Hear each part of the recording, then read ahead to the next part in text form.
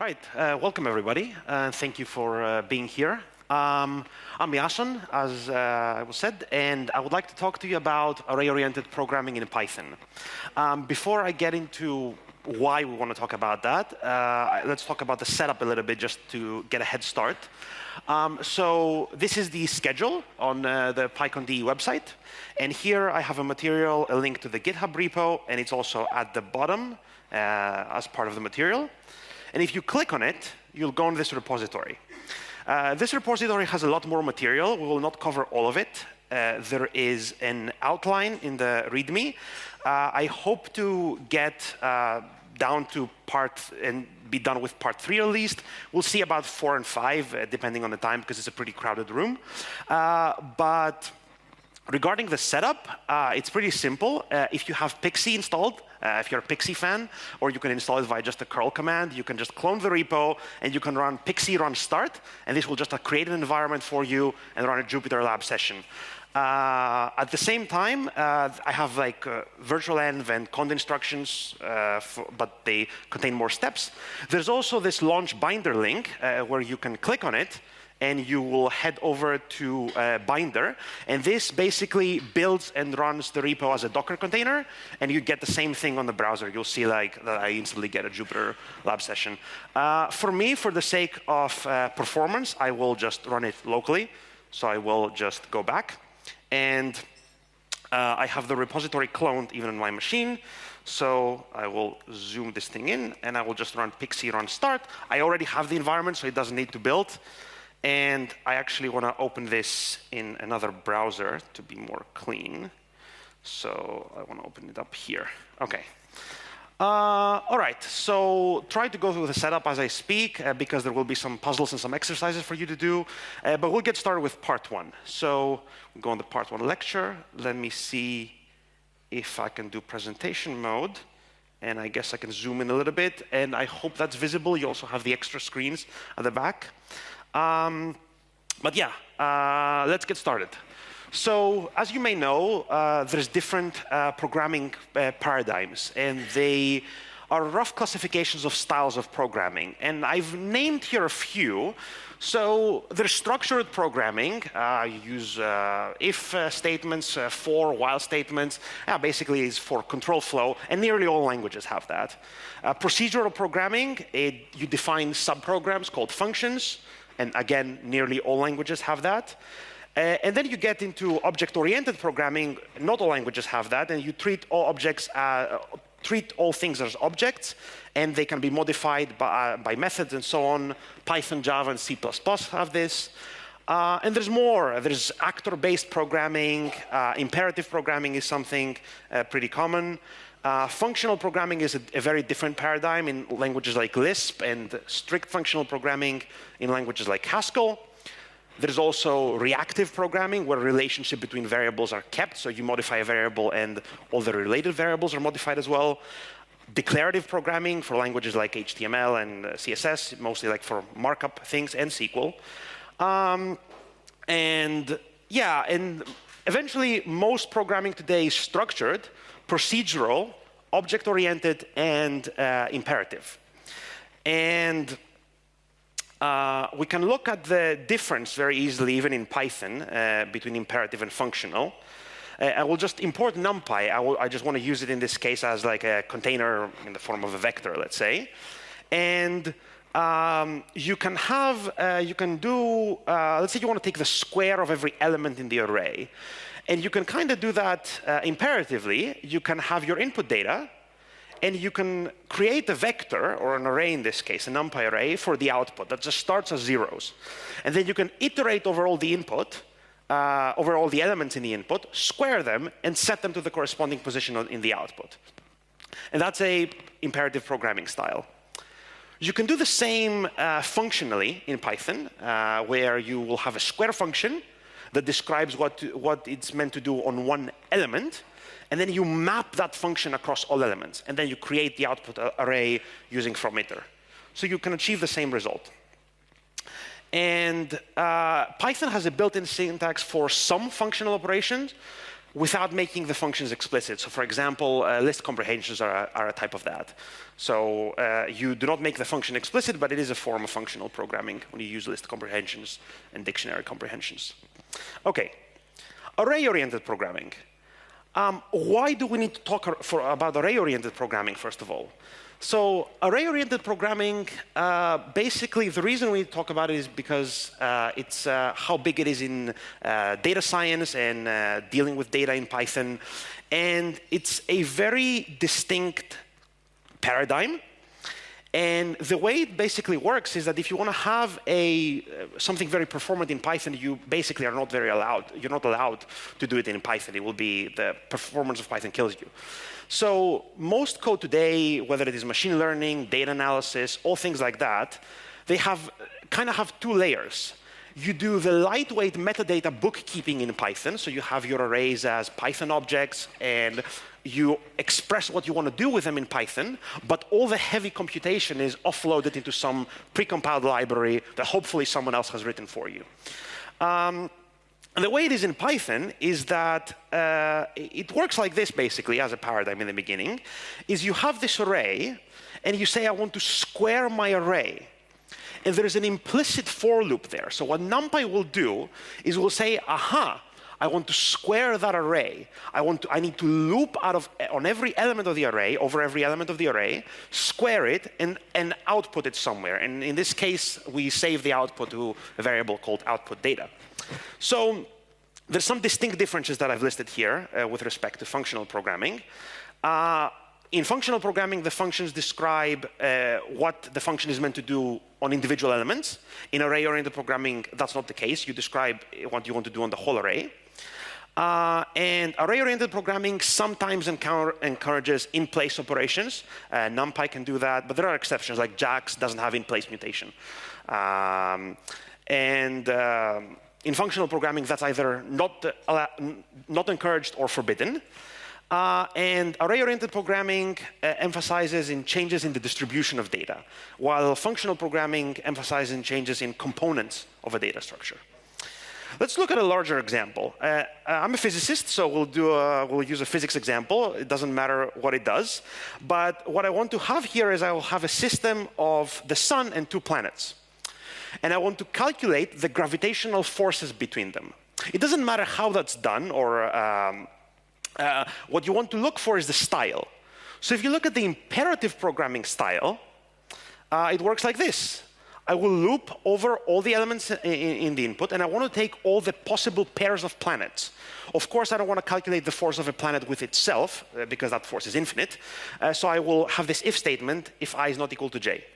And then I calculate the forces, I calculate the displacement, calculate the forces, and then in the total force, I just sum plus equal the force of another object. And then I return the total forces. So this would be an example of how to do this imperatively. In functional, actually this is very complicated to express in Python. In functional, I can import things from itertools and functools, and I can express everything as a function. I can have a negate function that takes the negative. I can have a subtract function. I can have an add to add two vectors.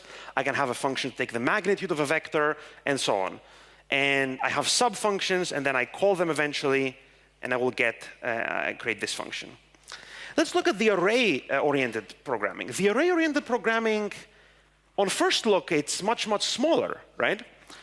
It's a little bit more complicated to express. So for example, to do all the possible pairs, I have to use this weird function called try-up indices in Python. This gets me the indices of all the possible pairs. But once you get your logic around it and the dimensionality, this function is smaller. Number one, it's smaller. Number two, all three of these functions produce the same results when I run them. Obviously, otherwise I would have made a mistake. And what one can do is you can see, we can just run them. Let's hope this works. So I can create an animation, the Sun, Earth, Moon system, and I can let it play. So this is what this solution gives me. And this is how it basically works. I can have a three-body problem. And I can get this animation in matplotlib. It's a nice solution to the 3-body problem. And I can just like throw 25 planets out there. And I'll probably get some crazy things happening. So I can do all this stuff, and all the functions give the same results. But let's time them. If we time them on a relatively large input, relatively large, only 500, but let's try to time it. I'll use the magic time it util of IPython. OK, imperative forces about 250 milliseconds per iteration. Functional forces is much, much slower. Like this is a horrible idea to do in Python for this case. Let's look at the array forces. The array forces is much, much faster. So it was shorter to write and much, much faster to execute. OK, so why is that? This is a comparison. So for all these pairs, this is the number of lines of Python and the number of Python bytecode instructions that it has to execute. But the other thing is, what do these bytecode instructions do? The functional and array forces have the same number of bytecode instructions, but the bytecode instructions may be in the functional forces are doing Python things, while the array forces may be call into that C library, NumPy, and do the computation there. So this is how it typically works. I can have this, and if we look at this, I can make a function that just returns x plus x, and I can run it on a big NumPy array, 1 billion. And I can look at the bytecode of that. The bytecode is very, very simple. Bytecode, basically, if you look at the Python bytecode, well, this just says like load x and x again, and just binary add them together. And this binary operation will call into NumPy, and NumPy knows how to do this addition fast. And you could see array-oriented programming as a workaround for Python being a slow language. And it's more general than that, though. It's equivalent to vectorization at the hardware level. And if you're programming in GPUs in any language, you need to be thinking in arrays, because arrays can do well. The arrays can, GPUs can do compare and branch operations really well, but they can do vectorized adds and multiplies very, very well, for example. So you need to be thinking about that. Here's a little bit of history of array-oriented languages. And libraries, basically, not only language. So history starts within the 60s with APL. And today we have the modern ecosystem where NumPy came up here and modern libraries, and now JAX uses XLA. MATLAB is also array-oriented. And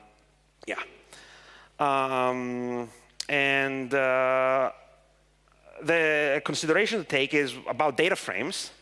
So if we try to think about which is the most idiomatic pandas, if you ever use pandas.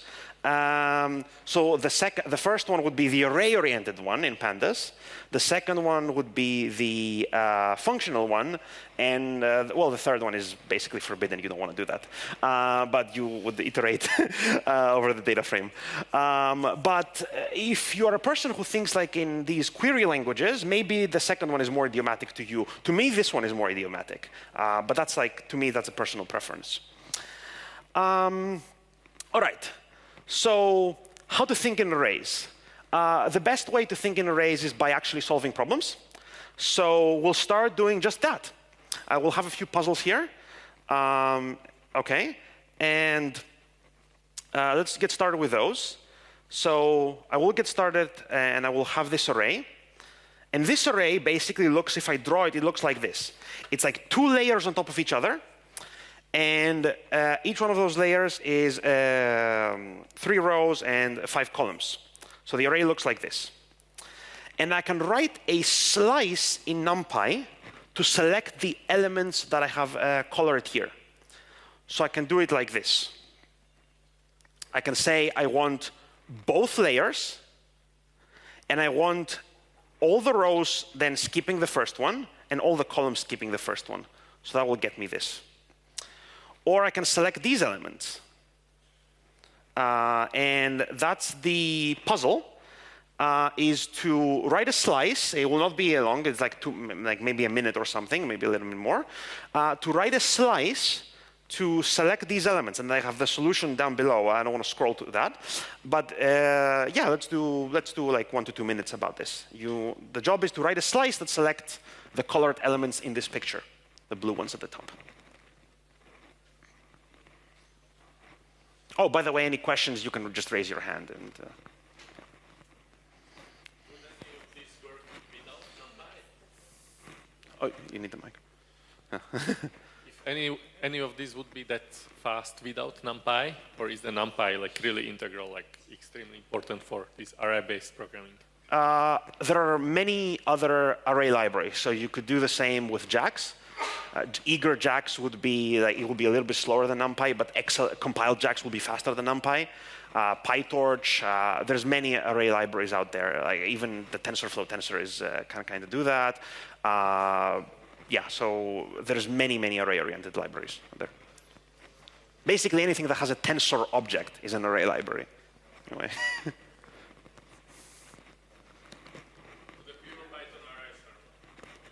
Well, the pure Python, if you're talking about the array module, that doesn't offer you all that. You can't say array +1 in the array module.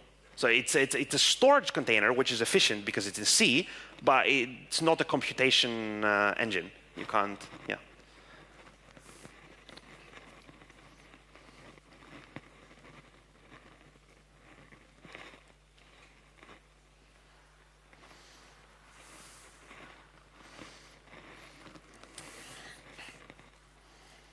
Okay. I will move ahead with the solution because this is a relatively simple problem. So the solution is this. Okay, so you can. It's actually like there's two ways to do it. You can keep the first dimension, or you can drop it. So you can do that. So you can say, I want from 0 to 1 while leaving 1 out in the first axis. So that drops the second layer. And then you want to say, I want all the rows because I want all the blue from top to bottom. And I want from 2 to the end, so skipping the first 2 in the last dimension. That will get you this. And if you look at the shape of that, it kept the first dimension. So it's 1 by 3 by 3. What you can also do is you can say, I actually only want the 0th here, the first one.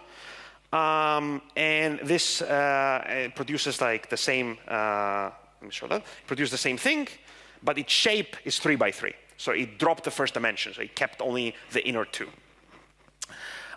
These are different answers, both are fine. So we'll move on to NumPy puzzle 2, and I will show the hint even. So the task here is to compute the size of the spaces between consecutive elements in the following array. So you have this array, 1.1, 2.2, 3.3. So what's the space between the consecutive elements? We can easily see that it's 1.1. The job is to do it in an array-oriented way. And I will give you the hint. You can think about it this way. If I take my array and I subtract it from its, and I subtract itself, I get all zeros. But what if I can just not get the whole array? If I can get the array skipping the first element all the way to the end, and subtract from that the array from the beginning to all the way by the last element, I get what I want. So the job is to write that using slicing. 2 minutes, maybe, yeah.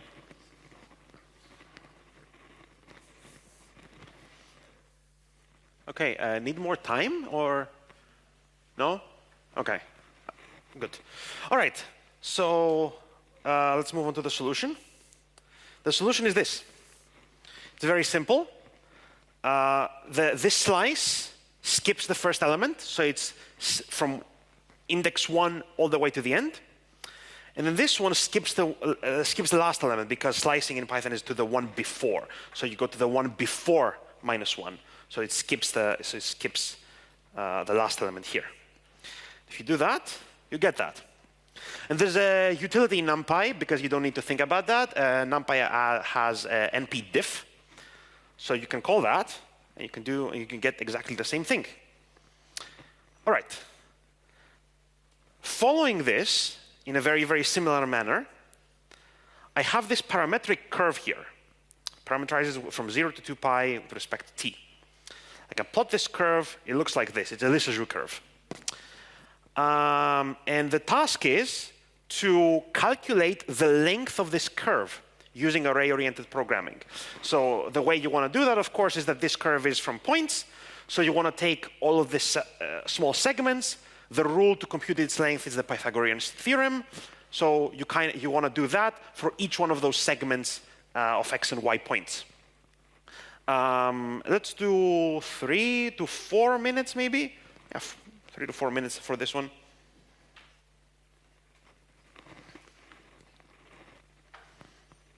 So you want to calculate all these points, all the delta r's, and sum them together, basically. All right. Need more time? No? Good?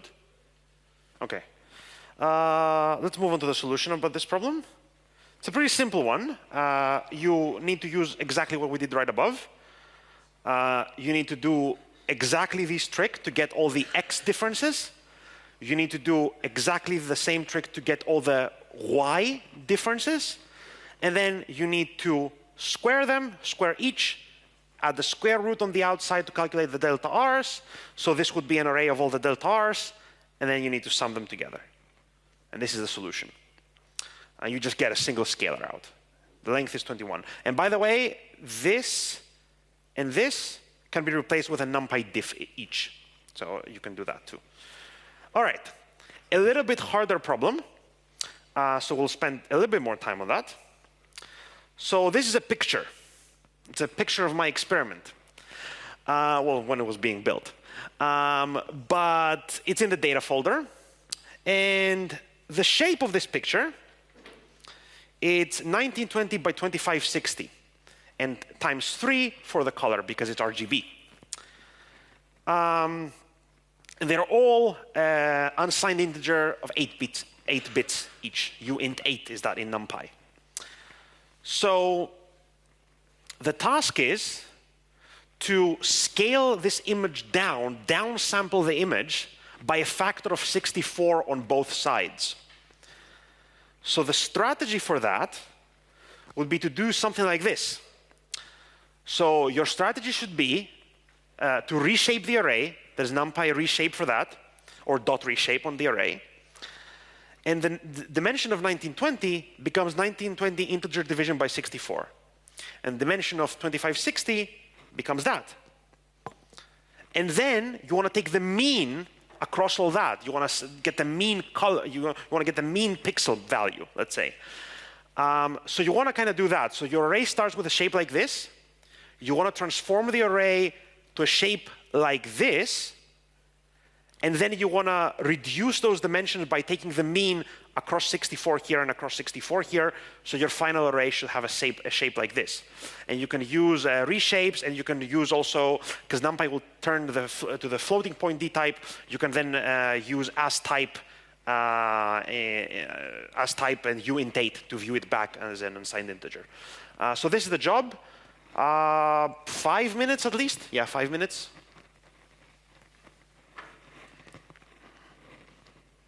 I think the solution should be right below, but try not to look. OK.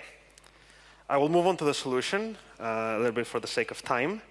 The solution, well, there's 3 almost or very, very equal solutions that get you the same result, and they're very, very close. So the simple one to do is to do this. So you take inside your image, and you reshape it according to exactly the shape that we said. And then you take the mean along axis 3, which will be the new axis that is created. And then you take the mean along axis 1, which will be the other new axis that was created. So you can do that. Or you can do the same and you use negative axis numbers. It's extremely identical. Axes go backwards, start from -1 in the last, and they go inwards. So you can do that. Or as the third option, is to use keep dims equals true. That's a argument of NumPy's reductions, like mean, to keep the axis numbering from changing. and only remove the length 1 dimensions afterwards. So this would be like when we did at the beginning, where we had 2 layers, we could either drop that layer or keep the other layer. So this would keep the dimension, but it would be of size 1 dimension, while normally NumPy mean will drop the dimension completely. So you can do that. And then you can do keep themes, the axis will not change, and then you can finally reshape it eventually to drop it. Finally, all these are equivalent, by the way.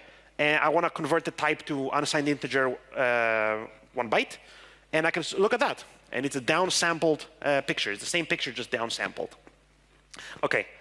The final puzzle, this is some data from the file format is from my experiment, but it doesn't matter, is we can look at this file and we can get some raw bytes. We get a byte stream from somewhere. We get some bytes. And we have this. And we can view those bytes.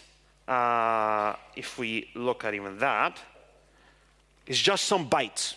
It's pretty big. Yeah. Oops. Yeah. And I can interpret those bytes using NP from buffer function as an unassigned integer 8, and I can tell it its size.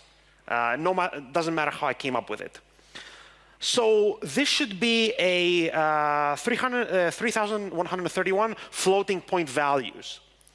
But if I view it as a float, you'll see that the numbers are weird. And that's the reason for that is that this file format is big endian.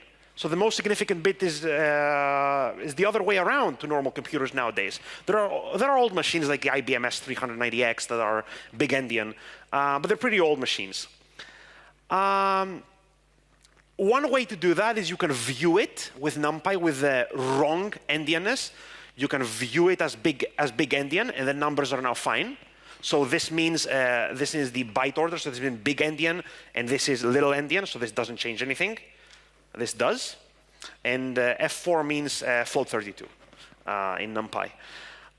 So to fix the endianness, what you need to do is you need to reverse the order of bytes in groups of 4. So you want to take every 4 bytes and you want to reverse them. And that's possible with a reshape and a slice only. And I'll show you where that came up recently. It's actually good timing. But you can do that. And NumPy also has a byte swap function, dot byte swap on an array, but you don't want to use that in this case. So yeah, let's do another 5 minutes for this problem, or 4 minutes or 55. But yeah, that's the task. OK. I will go to the solution for this. So this is the solution. It's pretty simple. Well, what you want to do is you want to reshape the array. And let's actually view it step by step to see the shapes. You want to do this. So the original array has this shape. You can use dot reshape. I'm going to say -1 on this axis and 4. And the shape of that will be, it will extract every 4 elements into an extra dimension. So this has 31 by 4. And you want to reverse that dimension. So I want to keep everything in the first dimension. I want to keep everything here. And with this slice trick, I want to reverse the order in that dimension. And then I do again. So the shape of this is the same. If I copy it over here and I do dot shape, it's the same. But the order of those 4 elements has changed. It's now reversed. And I can do another reshape to flatten it out. Reshape -1 means flatten it out. And if I do this, and I view it now, so the actual array is in uint8. So if I view it as float 32, you'll see that now the numbers are correct. And it's way more efficient. I did this byte swap. Now it's efficient. NumPy doesn't have to work with big endian D types. Where does this come up with? Like, why do I care about this? I actually had to care about this very recently, and I want to show you. I wanted byte swap to work on multiple libraries. I wanted byte swap to work on NumPy, JAX, and CuPy. And 1 sec. I want to search for it. Come on. Not is open. Let me see if I can find it. Yes. So I asked this question on JAX. I asked, why don't JAX arrays implement byte swap? And I said that I can have byte swap in a very, very similar way. So you'll see that I do this view, I flatten it, and then I reshape it with depending on how many bytes I have. So this would be 4 here. Then I do the reversal, and then I do exactly the same thing. And I also, because it's not flat, I have to form it back to the original shape. The answer was that there's no particular reason.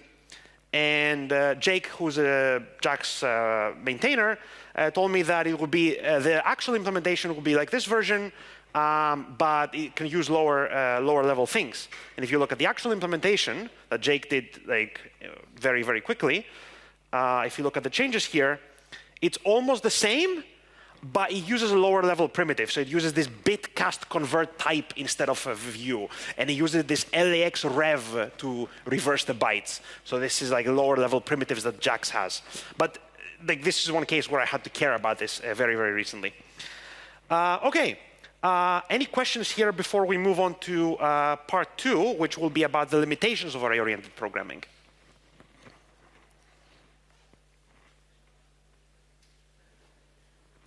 No? OK.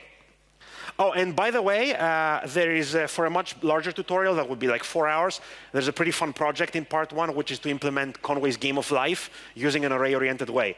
So you have to calculate all the live name bursts and do an update to the world using array-oriented. So you will not for loop over all the elements of the world. OK. Now, we move on to part 2, and we look at the limitations of array-oriented programming. We've seen the advantages, how it's easy and expressive and how to express things, but let's consider the disadvantages. So we'll have a formula here, a function, which is just a quadratic formula. And this function, the way it's expressed, you can see that it doesn't really care about what the input is. It can be numbers, or it can be arrays of equal dimensionality. And they will, all these operations like additions, multiplications, and so on, will be done in an element-wise fashion. I can create some big arrays here, 5 million each. And I can do an imperative quadratic formula. So I will loop over all the elements, and I will calculate the quadratic formula. And I will time it. If I time that thing, we will see that it's pretty slow. It takes about 1.5 seconds per iteration. Now let's time the quadratic formula with NumPy, much, much faster, 28 milliseconds. And now I have imported a library here called NumExpr. And I can tell NumExpr to evaluate this. I have to pass it as a string, but I can say I want to evaluate this expression using NumExpr. Do you think this is going to be faster, slower, or equal to NumPy? Just show of hands who thinks it's going to be faster. Show of hands who thinks it's going to be slower. OK, more people say slower than NumPy. OK. It's much faster than NumPy. The slowest run is because it has to compile this expression, it's slower. But yeah, let's try to run it again, for example. OK. It's faster than NumPy. And why is that? What's the problem with array-oriented programming or with libraries like NumPy? The problem is that each operation creates a new output.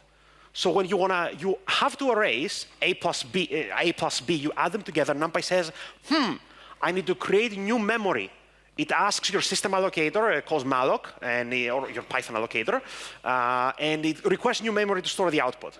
Then it does the addition. It stores that on the memory it requested. Then you multiply the array by something. It does the same again. So every operation in NumPy creates new arrays. So we have a problem of intermediate arrays. NumExpr is able to fuse that one out and says, I don't need all these intermediate arrays. I don't need to do 4 times A, store that in a temporary, then multiply by C. NumPy says I can do one loop. Is there a question? Oh, no, OK. And that's the problem. And if the arrays are larger than your CPU caches, it has to reach out to memory. And that's slow. So what NumPy is doing is almost like this internally. So it negates B, stores that in temporary, takes the square of B, puts that in temporary, and so on. So that's what NumPy is doing, or almost that internally. And if you time it with the previous one, you'll see that NumPy can do a little bit some smarter things, but it's the same order of magnitude. It's really close. Like this one where I explicitly had all the temporary Python objects in Python code, it's almost the same. So, right. So NumExp, on the other hand, turns turns the expression into something that can be quickly computed. Right. So one can go even further. Has anyone, show of hands, who has used Numba before in the room? Okay, a few people, right. So you can actually compile that expression. There's a decorator using Numba. Numba is a compiler for the Python language. It compiles Python bytecode. It looks at the bytecode on the first run, tries to compile that using LLVM, and then it replaces the function with that compiled code, basically. So this decorator, on the first call, it will look at the bytecode, compile it, and then it calls that. It doesn't call Python anymore. So we can do that. And if we time it, we'll see that this is much, much faster. Or we can compile it about JAX, and we'll hear more about JAX in the next part. So JAX can do that. It's basically the same expression. I just use JAX NumPy instead of NumPy. And I use the @JIT decorator to compile it. And I can time that. I have to use block until ready here because Jack does asynchronous dispatch. So if I don't use that, I will only be measuring the time to do the dispatch, but don't actually compute it.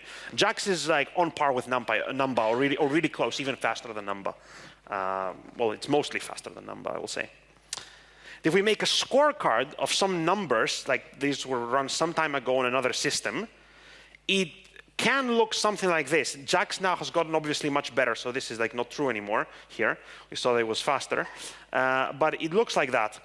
And the exact result depends on many things, whether you compile with fast math. Numba can do fast math. There's different compiler optimization that can be or cannot be enabled. But the idea is usually that the general pattern is NumPy is orders of magnitude faster than pure Python.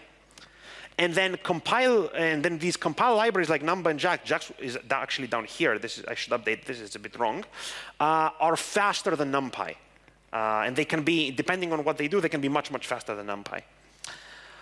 Let's talk about expressiveness, and things you can't do. So suppose the SciPy library doesn't exist, and I want the log of the gamma function. SciPy has this, so I can just reach out and it's efficient. I will go and read it off like a book, like numerical recipes, and I will find that this is the algorithm, translated from Fortran to Python. And this is the algorithm. You'll see here it has a fixed size loop. It's over some coefficients, and that's the algorithm to compute the log of gamma function. And I can compare that. I can compare that with against SciPy's implementation, and I can see it's exactly the same. Right? And if I look at the difference, pretty small difference compared to SciPy. So my implementation is correct. Okay. But this function, you'll see that it doesn't matter if it runs over a single element. So here in this case, I run it over element by element, but I can also run it over the whole array. There's nothing inside the function that says that it can't run over arrays. The loop is over a fixed number of coefficients. It does a global update. There's no if condition. There's nothing. Like all these operations can be run over arrays element-wise as the same way they can be run over elements. But let's look at the bad function. So if I want to, what is this, the regularized incomplete gamma, I think? Yeah. So you'll see that the algorithm here is different. So the algorithm here says, do this 100 times, but if this condition is true, then return. OK, otherwise it did not converge. All right. So we can evaluate with Python scalars. It turns out like this expression I can evaluate with. Right. But that's a single element. So this is like, it says like, if this delta is small enough of a single element, return early. Can evaluate it and it works, element by element, right? I have this, I do this list comprehension here. And I can look that SciPy has this, it's correct. But let's try to evaluate with an array. X's is now the whole array. Well, we can't do that. NumPy rightfully says the truth value of an array with more than one element is ambiguous. That's true, because delta and these things here are now arrays.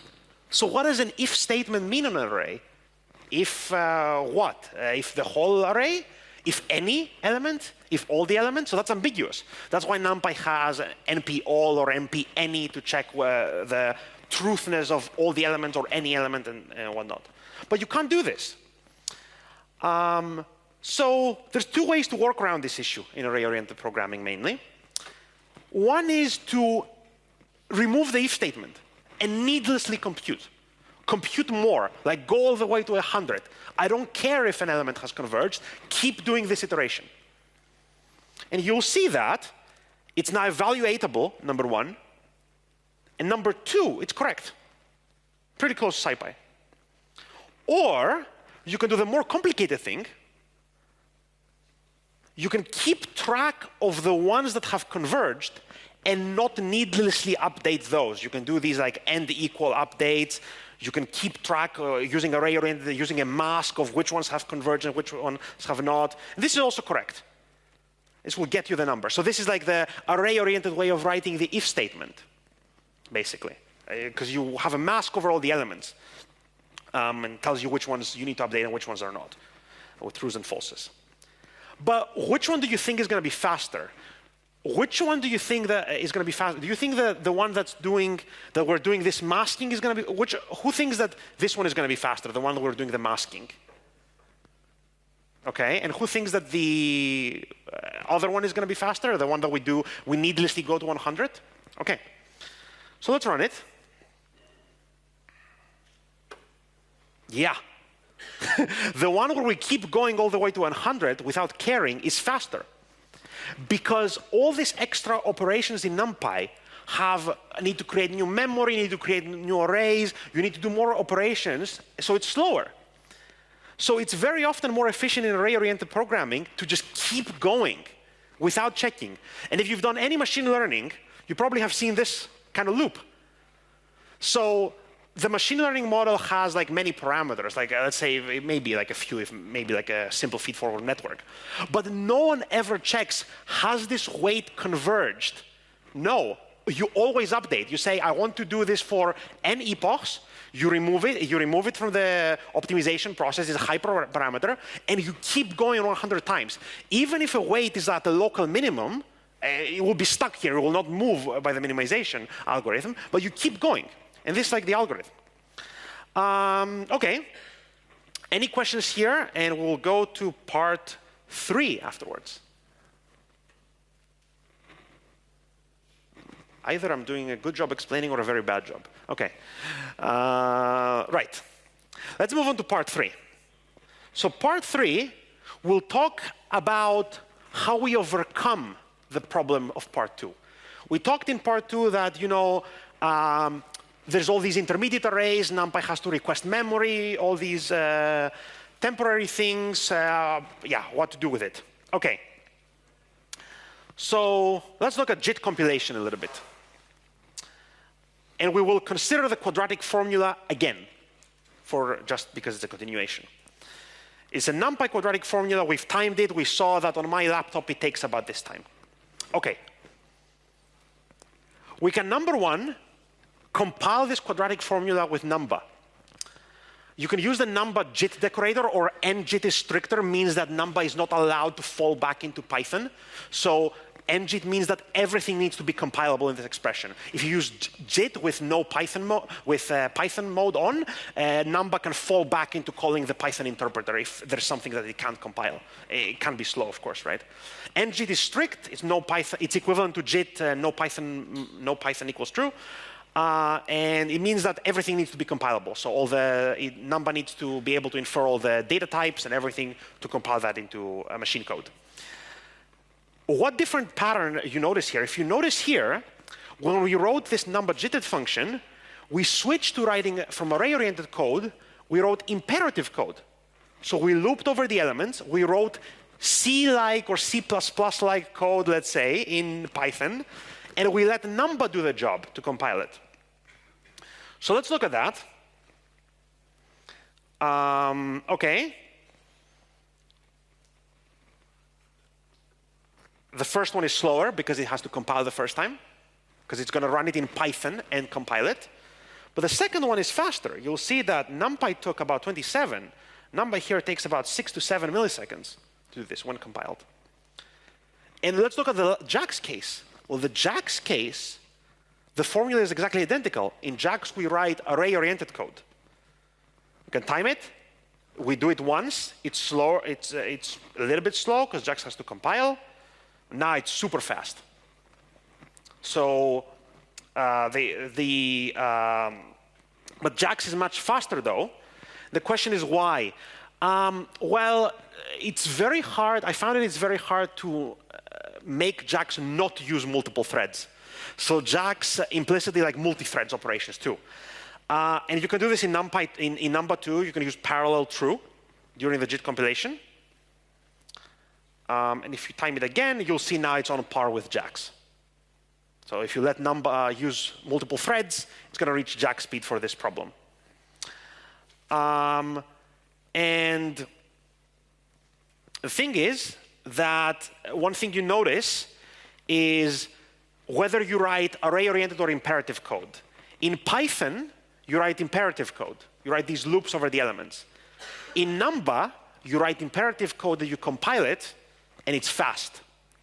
In array libraries like NumPy, awkward array, or JAX, you write vectorized code, and JAX, because it has the ability to compile too, it's going to be faster than those. OK. And let's talk a bit about, very briefly, how does the JIT compilation even work in JAX? So the first step is JAX traces through the function with no real data. It only tracks shapes and D types across the function. And it emits an intermediate representation that calls JAX PR. You'll see, if you read through this, it looks very much like our pedantic quadratic formula. The integer power y equals 2b. So you can see the mapping between these two. Then what JAX does is it lowers it to another intermediate representation called stable HLO. That also looks like a bit like our pedantic quadratic formula, but more complicated. And then it compiles that. Lower.compile, and then I can call the compiled program. And it works. So that's all the steps JAX does inside when you have the JIT decorator on top of a function. Now, let's talk about a bit of the limitations of both. So the limitations of Numba. Well, I will try to put a dictionary here in my function. Whoopsie. Numba tells me I can't compile that in no Python mode because the dictionary doesn't have known types. So you don't know what the values are, or the keys can be. It can be of any type. Numba internally has a Numba typed dict, so you can tell Numba that these will be the data types, so then it can compile it. But that's like one limitation of NumPy and Numba. And I think there is for more information here, will Numba work for my code? It's in the docs of Numba. It tells you whether it's a good use case or not. Limitations of JAX. So because we're writing array-oriented code, we talked about these if statements and why they can't work very well in array-oriented code. But what about this? I'm using any. So this is a number. So I have here, if any of the elements of the array are greater than 3, sum all the elements of the array. Otherwise, do the product. JAX also can't compile that. Attempted Boolean conversion of traced array with shape bool. The problem here is that because during tracing, you don't know the data of the array. You only know shapes and D types. And then you don't know what array you're going to call this function with. So JAX doesn't know, do I compile this branch or do I compile this branch? It doesn't know. You're in JAX in general, you're not allowed to have operations that depend on the contents of the data. In machine learning, that's fine, because all the machine learning models, there's nothing that has to do with the contents of the data inside the model. It's like, do these matrix multiplications, I don't care about the input. That's the limitation of JAX. Data-dependent operations are not traceable. Another thing is you can't compile programs with unknown shapes. We've talked a bit about this with the JAX team. They may at some point have this for only the CPU, but they don't want to have this. I think it's not even possible maybe for the GPU. But this operation, of course, I don't know the shape. I don't know how many elements are going to be larger than 3. So I don't know what the shape of this operation is going to be. I always need to know the shapes and D-types. So this one is another thing JAX can do. Array Boolean in this must be concrete. Impure functions are also very, very dangerous with JAX. Because here I have this, do sum equals false. And Numba, actually. And then I compile this. If do sum, do the summation, or do the product. Whoops. I said do sum equals true here, but the function does not care. It's already compiled. So Numba does not look into these variables. Like it has compiled it on the first call. It has compiled it here. And now it says, oh, here's the machine code for that function. So every time you call that function, call that C code. It doesn't matter if I change something. So don't do impure functions. I always have pure functions. Same for JAX. Exact same problem. Okay. And if you look at actually, because I don't know how to do this in Numba, maybe it's possible. If I look at it in JAX, you'll see that JAX actually compiled the product. If you look at here, if you look at the traced program, you'll see that, well, do sum was false, so JAX actually compiled the product. So every time you call it, it will do the product. Doesn't matter if you said do sum equals true. Okay? I don't have a GPU, so I can't run anything. But there's JIT compilation for GPUs too, using Numba CUDA. And there's like more. I think NVIDIA has multiple like kind of domain-specific languages in a way to JIT compile for GPUs. And JAX on GPUs, this is the funnest part, is that you don't care at all in JAX. It just automatically dispatch. So the symbolic operations of the intermediate representation will just dispatch to GPU kernels if your input is on GPU, and will dispatch to CPU kernels if your input is on CPU. So with JAX or other libraries like that, maybe PyTorch or everything else, PyTorch has torch compile, for example, and things like that, the same code works on GPU and CPU. You just need to change the device input. The location of your input. Okay. Questions here? Any questions? Nope. Okay. Let's see. I have 20 minutes, I guess. All right. So I will say that I will not spend time here. It's a short tutorial to look on the project. But there is you can try to do this at home. The job is to JIT compile this function. But I want to point to the solution. There's a wonderful write-up here. Again, if we look at very, very briefly the solutions, you will see that in the JAX case, it's array-oriented code. And in the Numba case, it's Python code that Numba was able to compile. And I can even use fastmath equals true, which is equivalent to -f fastmath in the C++ compiler. But there's this wonderful write-up in the end. And I want to show this plot, basically. There was this discussion, why is JAX so fast? It's a JAX discussion. It's a pretty long discussion. And it came from this plot, basically.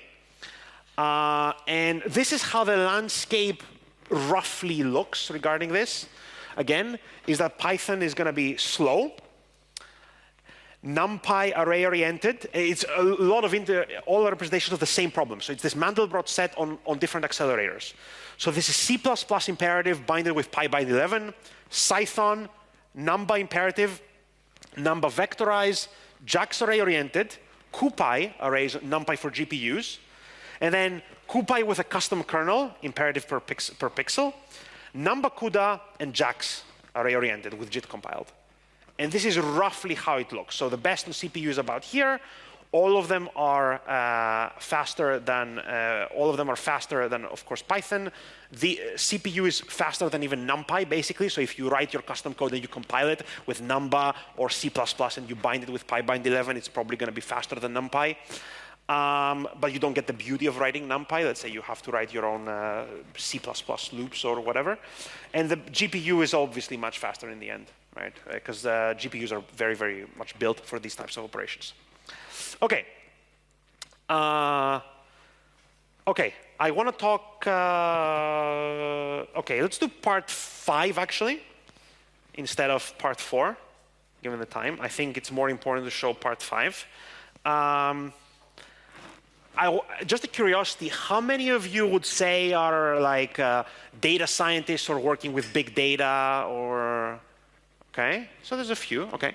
Right, so I want to mention a bit about tools you may want to reach out for in large data sets.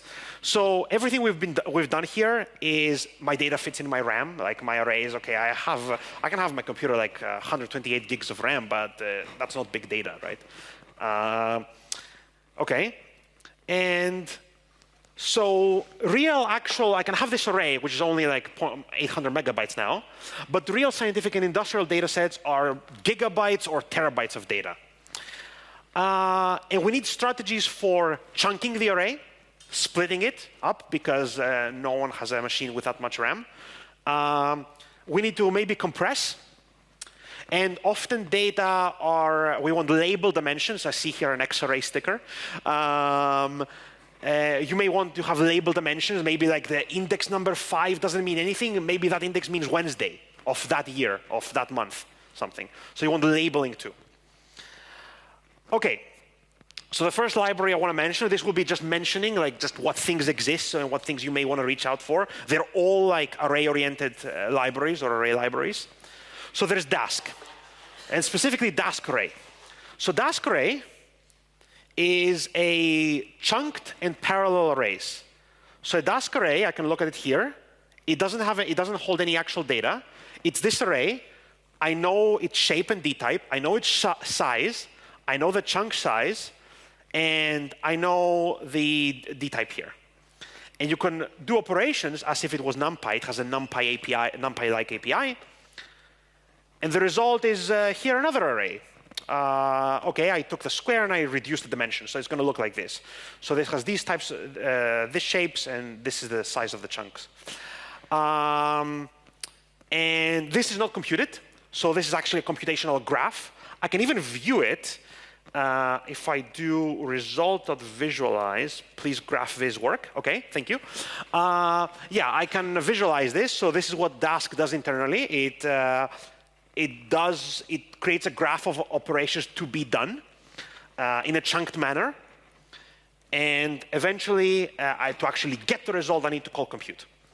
And this can run on a lot of things. There is Dask distributed, so it can run on my local CPU. I can use multi-threading. It can use multi-processing, or it can be like a distributed cluster with like 1,000 workers. You can put this on like, you can have like 1,000 AWS Lambda functions or whatever that do this parallel work. I want to try to time it in this big array. It actually is faster than NumPy. Okay, cool.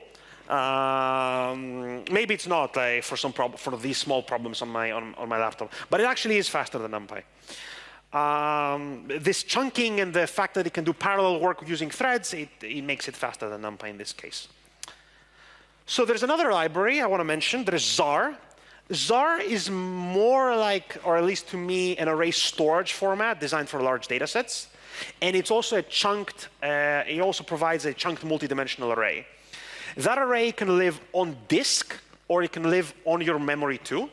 So I can open here a Zar storage. I can put in my temp directory. And I can first open it, then I can set all of its elements to my big array. And if I look at the info, I'll see here that it's an array. It has a little endianness, float 64, that shape, that chunk shape. It has some specific compressors. It's a compressed array on disk. Has this number of bytes. It's not read-only, so I can write into it. And this array now just like lives here. It doesn't have anything. If I look into it, oh, it's something. It doesn't have any data. And ZAR basically uses indexing to evaluate. So this one means I want these elements. And this and ZAR will not grab the whole array. It knows the mapping of these chunks to disk, so it will only grab and decompress the chunks that's needed and fetch you your array. So you can imagine how that fits into big data models. And it also has like and it also works together well with the Dask. So you can open up a ZAR storage as a Dask array from ZAR, and you can do the same thing. You can square it, and you can do the mean, and you can compute it. There's BLOSK2. BLOSK2 is a very, very high performance compression library designed for numerical data. And it's often used as a compression codec inside ZAR, but it also has its own array container. And what the ZAR people have found is that often sometimes decompressing is cheaper than going through the CPU to fetch all the memory being in your RAM. So they found that getting from your RAM a smaller chunk and decompressing it is faster. So yeah, I can create some random integers. I can do BLOSK2 as array. All of those have an array API compatible thing. So the operations either are identical to NumPy, the API, or very, very similar to NumPy. So it's very, very intuitive to switch from one library to another, how to use it. And this is what ZAR shows me. If I can look at the array, it doesn't tell me anything. But I can look at a lot of these things, right? I can look at the number of bytes. It's 400 megabytes. It's 84 megabytes compressed, and that's the compression ratio. And you can sum it, for example. And you'll see that, okay, in this case on my machine, it's a little faster than this is NumPy, I'm pretty sure, right? Yeah, the NumPy. ZAR also has a lazy expression engine. I'm not a big user of BLOSK2. I'm just mentioning it mainly. It also has laziness, and it does all these in a chunked manner too. So this expression is not evaluated on the spot. It's a lazy expression. You need to call compute to actually evaluate it. And then I think the last thing that I have, and in the end, is Xarray. So Xarray adds names and coordinates to array dimensions. So instead of remembering basically what axis 0 and axis 1 means, you may have longitude and latitude if you're working with like weather data. It's very common in earth sciences, oceanography, and things like that, climate science, yeah. So you can do that again. You can have an array. You can call its dimensions time, latitude, and longitude. And you can have the coordinates to be this. So this is at this latitude, this at this longitude, and this coordinate is time. So I can have actually like date times here. And actually, it has a very nice HTML representation, Xarray. So you can do things here. You can click things. So yeah. And you want to say, I want to select from this array called temperature, I want to select where the time was nearest to this. That has a lot of meaning for a scientist dealing with these types of data.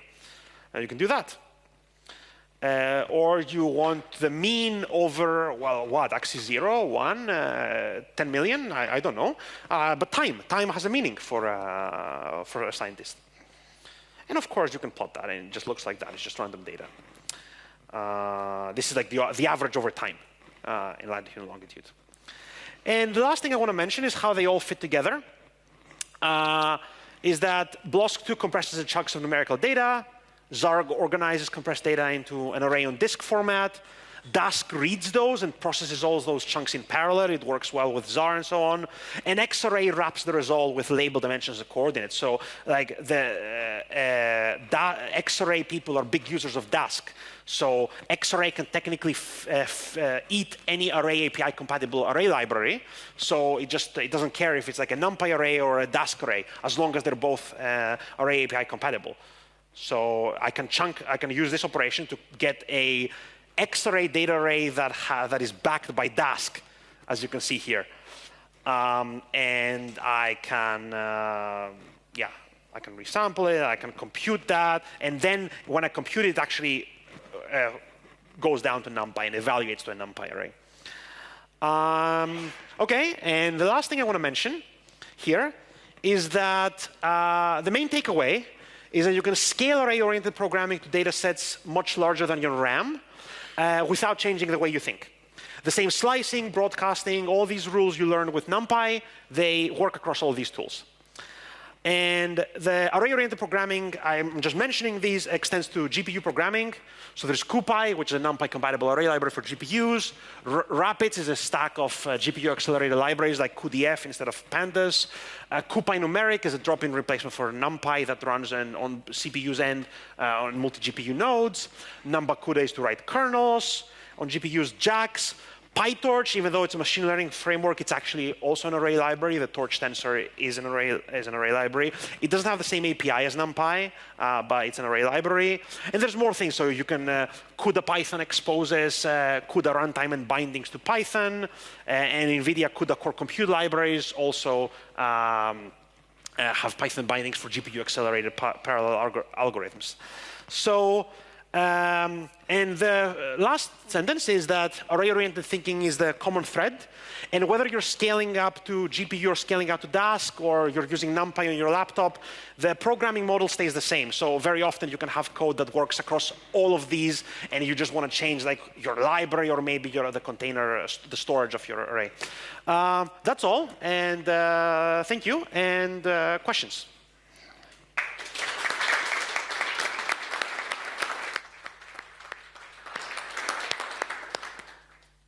There's 9 minutes for questions. I'm checking the online part, and there are no questions. So if you guys want to speak up, we'll get the mic over to you.